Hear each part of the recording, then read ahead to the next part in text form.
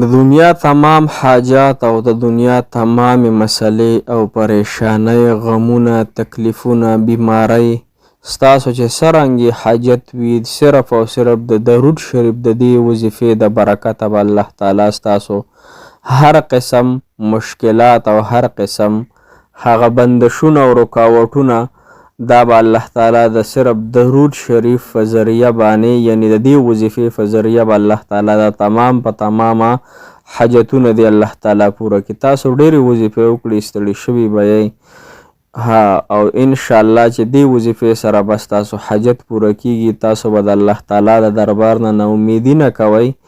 بعضې وخت کې الله تعالی انسان ګوري چې دا انسان څونه اوبو کې ډوب دی، الله تعالی ته فتح وي، د هر یو څیز علم الله تعالی ته شته، لیکن الله تعالی انسان باندې ازمیخ کوي. لہذا درود شریف یو داسې عبادت دی، یو داسې چې دی نو اذکار دی چې د انسان ته د دنیا او د آخرت خوشحالۍ میلاویږي او د دنیا تمام حاجات الله تعالی پوره کوي.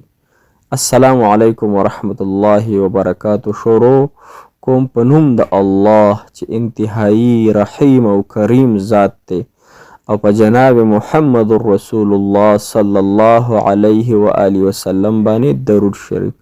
مسلمانانو کله هم چې تاسو د نبی پاک صلی الله علیه وسلم نوم واورئ، نو په یو مجلس کې علما فرمایي چې یو پیره په نبی پاک صلی الله علیه وسلم نوم چې چا واورد، یو پیره درود شریف ویل واجب دی په دې انسان. نو هر کله چې تاسو بیان اورئ، هر کله چې تاسو د نبی پاک صلی الله علیه وسلم نوم راشي، نو صلی الله علیه وسلم سره ویل فکار دی.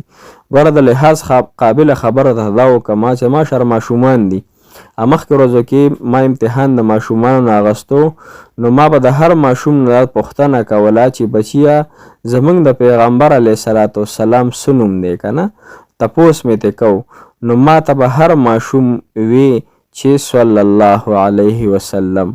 نو زما زړه ډېر زیات خفه شو. بیا پکې یو ماشوم رالی، هغه نه ما تپوس وکړو بچیه زموږ د پیغمبر څه نوم دی، هغه راته محمد صلی الله علیه و وسلم.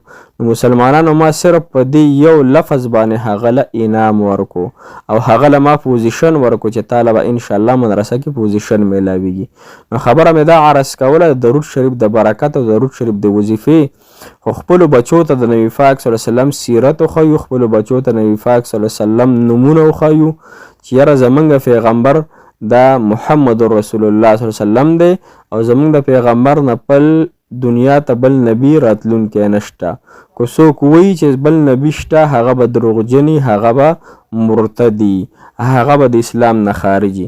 بس صرف انا خاتم النبیین لا نبی بعد. نبی صلی الله علیه وسلم فرمایي زما نه پس بل نبی نشته، زموږ پیغمبر امام الانبیا دی، غونډو نبیانو له جمع ورکړی ده، خاتم النبیین دی، د غونډو نبیانو کشری نبی دی او د ختم نبوت دروازه پې بنده شوې ده. مسلمانان وروڼو تاسو درود شریف دا وظیفه انشاءالله وکئ، الله تعالی به ستاسو هر رنګ حاجت پوره کړي او ستاسو تمام مشکلات په ختم کړي. لومبنۍ وظیفه د تاسو ته د درې وظیفې دی درود شریف کې خیم چې تاسو ته کومه اسانه هغه کوئ. لومبنۍ وظیفه اوس دې زمانه کې ډېر زیاتې تورسرې زنانه او ډېر زیات الکان په نکاح باندې ناست دي. اکثر زمونږ بچي دي، اکثر زمونږ خویندې دي، اکثر زمونږ وروڼه دي، اکثر زمونږ په رشته دارانو کې داسې ډېرې تورسرې زنانه ناستې چې د هغوی د نکاح مسله وه، د هغوی د واده مسله وه. کله پسې رشتې راشي خوښه یې نه کېږي، چې کله یې خوښه شي کله پکې شیطانت وشي، کله پکې بله مسله پیښه شي، نو هغې زندگی غریبی په دار شي او هغه وظایف د ځان دپاره کوي. نو د هغې تورسرو رونو دپاره او تورسرو هغه زنانو دپاره د درود شریف دا وظیفه دوه وظیفې درته نورې هم ښیم، خو لومبی دا وظیفه ورئ. د چا چې د نکاح مسله وي او نکاح نه کېږي، هر قسم بندش وي، رکاوټ وي، تکلیف وي، پریشاني یا څوک ناراضه دي، هغوی دپاره به تاسو داسې کار کوئ چې د هر فرض مونځ نه پس په 140 مرتبه درود ابراهیمي وایي. سحر فرض مونځ دی وکړه، د هغې نه پس 140 پېرې درود ابراهیمي ووایه.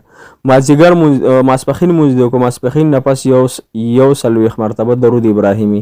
مازدیګر، ماښام، ماسخوتن د هر فرض مونږ نفس دا به تر هغې وخته پورې دا عمل تاسو جاري ساتئ تر څو پورې چې تاسو د نکاح مسله ختمه شوې نه وي. وظیفه به دا د سره قطعا به نه پرېږدئ. دې سره به هغه تورسرې زنانه او هغه هلکان چې نکاح نه کېږي یعنې یا چېرته یو رشته یې خوښه ده نو د هغې دپاره یې هم کولی شي. دغې رشتې دپاره د هر سحر مونږ نفس تاسو 3 وارې سورت رحمان هم په پابندۍ سره وایي. او یو درته بل آیات ښیمه ربي انی لما انزلت الی من خیر فقیر. دا آیات چې دی دا روزانه 314 پیرې ورسره وایي. انشاءالله چې دا 3 وظیفې تاسو د رشتې دپاره شروع کړئ بلې وظیفې ته د سره ضرورت نشته.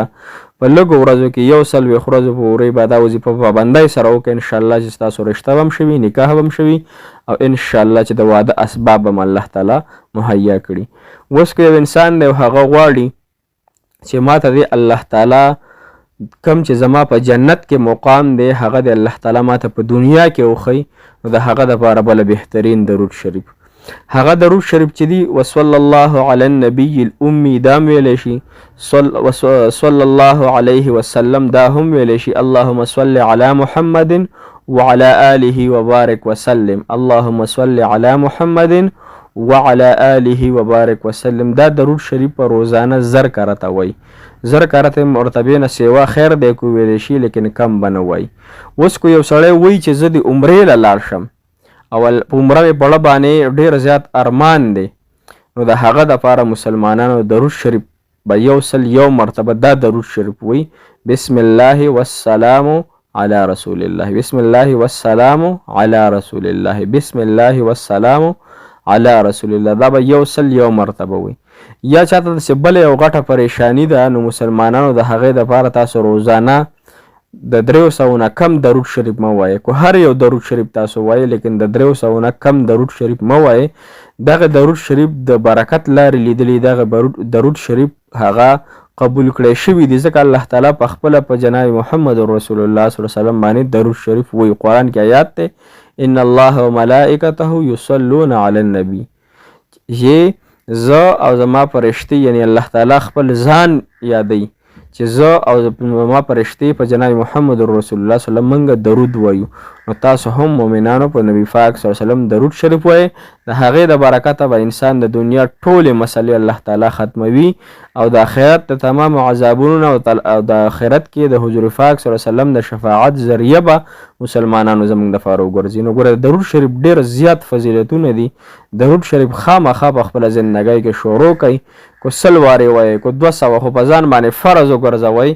یو قسم له ډوډۍ مه خورئ څو پورې چې یو قسم له اوده کېږئ مه څو پورې چې درود شریف هغه په خپل تعداد سره مقرر کړي نه او ویلي هم نه.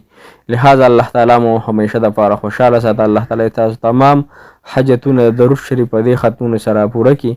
الله مو خوشحاله ساته. جزاک الله خیره.